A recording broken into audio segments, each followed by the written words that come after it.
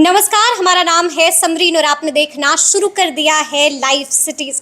देखिए, लोकसभा चुनाव 2024 से पहले आज कुछ ऐसा हुआ है जिसने बीजेपी के होश उड़ा दिए हैं। आपको बता दें कि आज नीतीश कुमार तो बम बम होंगे, यानी कि इंडिया तो बम बम होगी, लेकिन बीजेपी के लिए बड़ा झटका है। लेकिन अब आप सोच रहे होंगे कि भला ऐसा क्या हो गया है, तो आज हम इसी पर चर्चा करेंगे और इस चर्चा को करने के लिए हमारे साथ न्यूज रूम में मौजूद हैं सीनियर जर्नलिस्ट ज्ञानेश्वर जी। सबसे पहले जी समरीन, बिल्कुल आपने सही कहा, आज बीजेपी के होश उड़ गए हैं और आपको टीवी चैनलों पर यह खबर नहीं दिख रही होगी, टीकर में भी नहीं दिख रहा होगा। यदि बीजेपी के होश नहीं उड़ते, इंडिया के होश उड़ गए होते, तो G20 का जो शिखर सम्मेलन है उसे भी रोककर ब्रेकिंग न्यूज दिखाया जाता। लेकिन बीजेपी के होश उड़े हैं, इसलिए खबर आपको नहीं दिख रही है, लेकिन लोगों को जानना जरूरी है। और आपको शायद अखबार के पन्नों में भी कल पहले पृष्ठ पर यह खबर न दिखे, भीतर के किसी पन्ने पर एक छोटी सी खबर आपको दिखाई पड़ सकती है। देखिए अब क्यों कह रहे हैं कि बीजेपी के होश उड़े हैं। देखिए, आज 7 विधानसभा के उपचुनाव के नतीजे आए हैं कई राज्यों में, और आपको जानकर हैरत होगी कि 4 पर इंडिया को जीत मिली है। 4 पर इंडिया को जीत मिली है और 3 पर बीजेपी को। बीजेपी की इज्जत किसने बचाई है? त्रिपुरा ने, जहां 2 विधानसभा क्षेत्रों में जीत मिली है।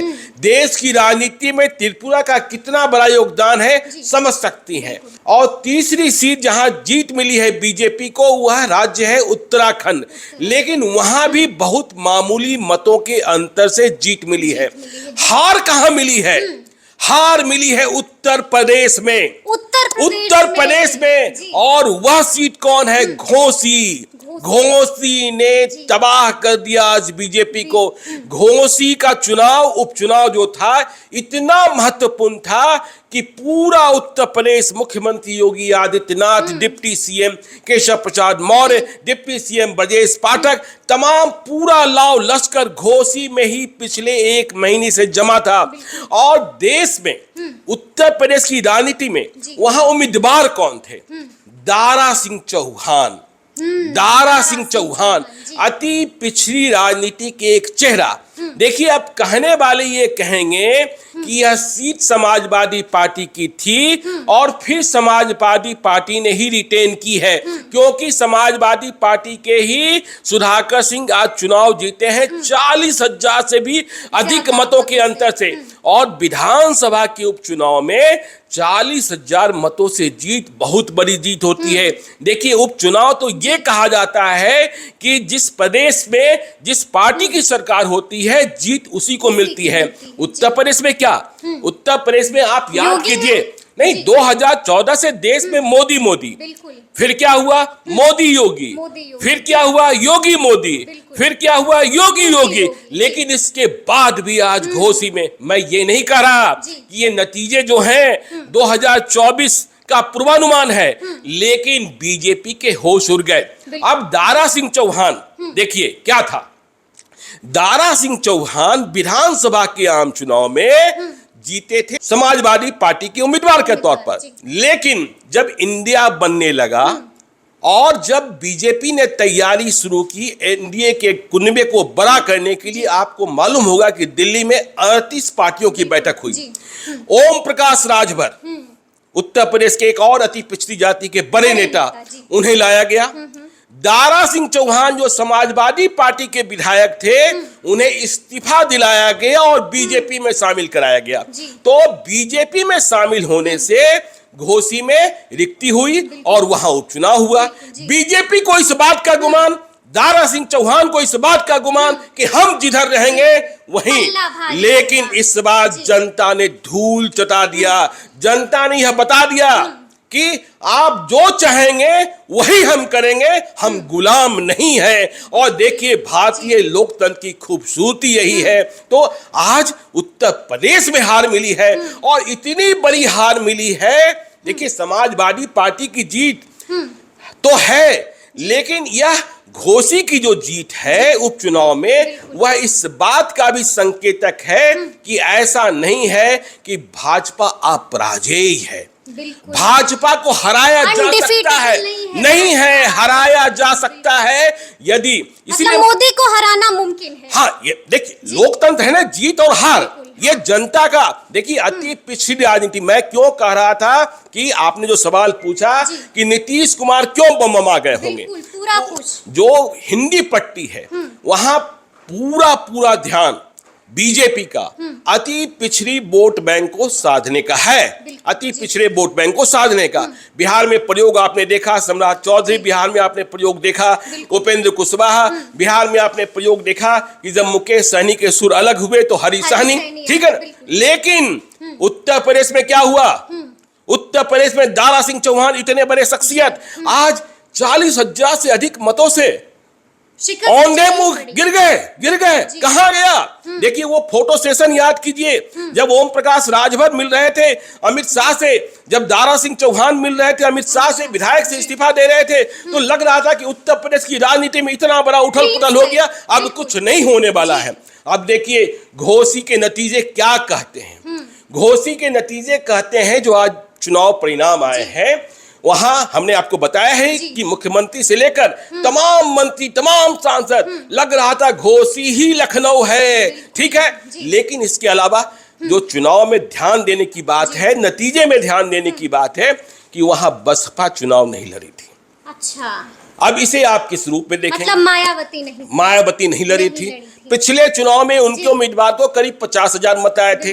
तो कई पॉलिटिकल पंडित और जो स्वतंत्र विश्लेषण करते हैं उनमें से कईयों का मानना है कि मायावती चुनाव नहीं लड़ी और सीधे 1-to-1 फाइट हुआ, इसलिए समाजवादी पार्टी को जीत मिली। मतलब यहाँ भी इंडिया वर्सेस एनडीए हो ही गया। हाँ, लेकिन जो वहां के जानकार हैं वे कह रहे हैं कि मायावती इसलिए चुनाव नहीं लड़ी थी ताकि बीजेपी को फायदा हो जाए। अच्छा, अब कहेंगे ऐसा कैसे? तो मायावती यदि चुनाव लड़ती और उम्मीदवार जो भी होता, मायावती का आधार वोट क्या है? दलित। हाँ, तो दलित वोट उधर खिसक जाता। तो स्वतंत्र विश्लेषकों का मानना है कि मायावती ने यह मानकर टिकट नहीं दिया कि यदि हम नहीं लड़ेंगे तो दलित वोट बीजेपी के उम्मीदवार को मिल जाएगा, सपा के उम्मीदवार को नहीं मिलेगा। लेकिन ऐसा नहीं हुआ। देखिए लोग रामपुर की चर्चा कर रहे थे कि रामपुर में भी मायावती ने उम्मीदवार नहीं उतारा था।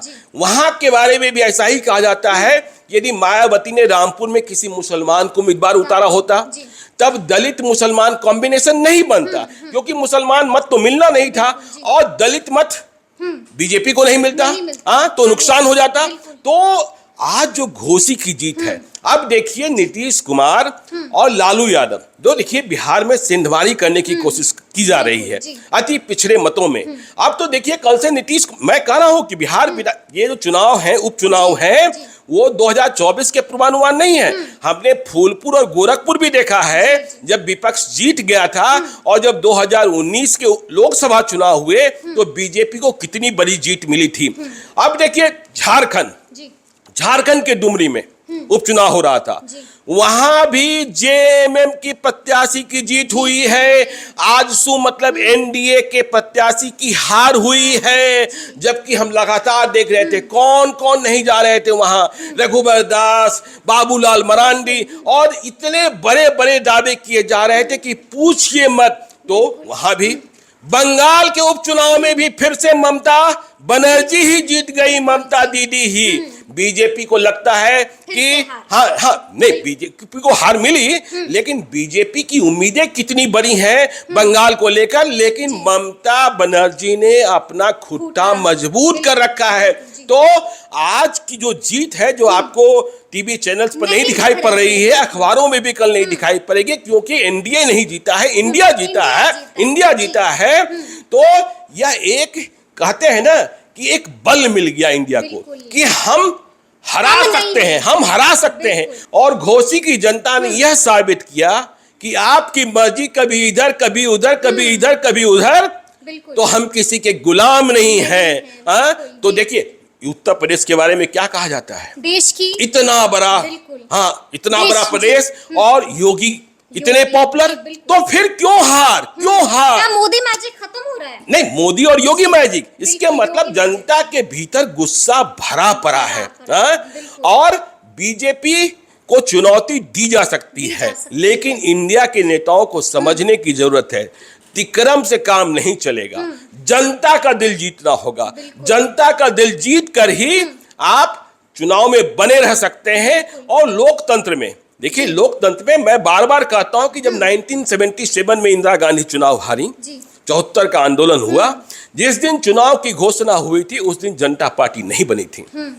और फिर आपने देखा कि 1977 में किस तरीके से जनता पार्टी की सरकार बनी, और फिर अगले ही चुनाव में इंदिरा गांधी ने किस तरीके से वापसी की। तो आज घोषी ने बीजेपी का होश उड़ा दिया है, और नीतीश कुमार, जिन्हें लग रहा था, जेडीयू को लग रहा था कि हमारे अति पिछड़े मतों में सेंधमाली की कोशिश की जा रही है, उन्हें आज बल मिला होगा कि नहीं, बीजेपी के खिलाफ गुस्सा है, और इस गुस्से को 2024 में भुनाया जा सकता है। बनाया जा सकता जी। है। तो देखिए, अब देखना होगा कि आगे क्या कुछ होता है, लेकिन एक बात तो तय है कि अब इन परिणामों के बाद एक चीज जो गौर करने लायक है वो ये है कि मोदी को हराना मुमकिन है। तो अब देखना होगा कि आगे क्या कुछ होता है। नामुमकिन नहीं है, नामुमकिन नहीं है। बिल्कुल। लड़ेंगे तो जीतेंगे, लड़ेंगे तो हार भी सकते हैं, लड़िए तो पहले। हाँ, लोकतंत्र है, और लोकतंत्र में जीत हार बदलाव, देखिए सबसे बड़ी खूबसूरती जो है वो यही होती है।